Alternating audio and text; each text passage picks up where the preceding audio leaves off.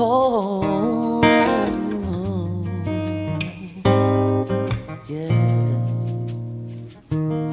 Di ko hainao ny zava-misy, tsy mitovy ny zavatra hita tsy hainane. Nanome toky anao fa hifanampy, ao karetsy fandratra fo amireo teny mahery,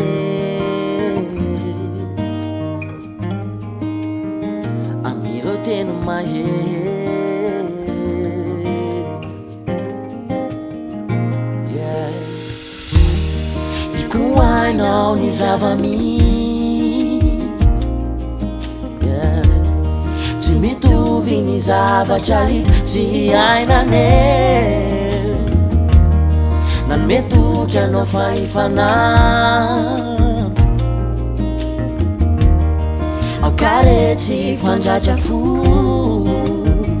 amireo teny mahery. Lavitra anao ka mampanonofy, yeah. Tsy ho anilanao de lasa matsiaro.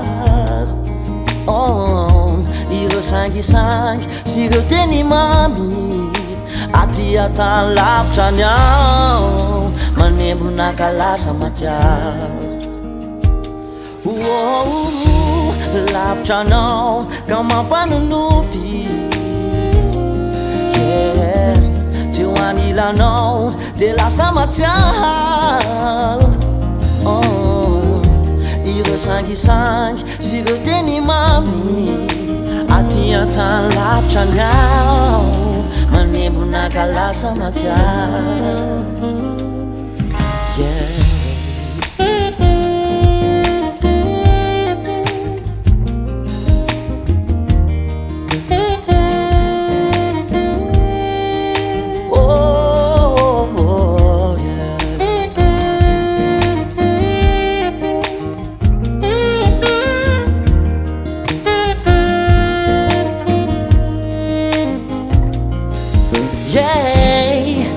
Tsaroky tambola kely ao,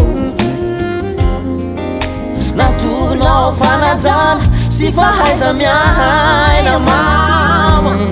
Ankehitriny ao fa maleo tena, tsofiranao hanony ity ny lalako mbako mama.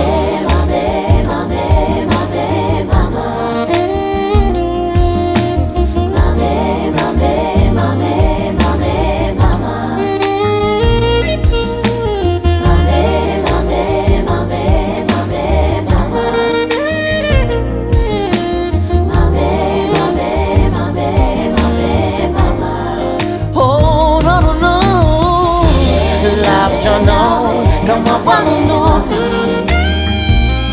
yeah. Tsy ho anilanao de lasa matsiaro. Ireo sangisangy sy ireo teny mamy aty atany lavitra ny ao, manembona ka lasa matsiaro. Aty atany lavitra ny ao, manembona ka lasa matsiaro.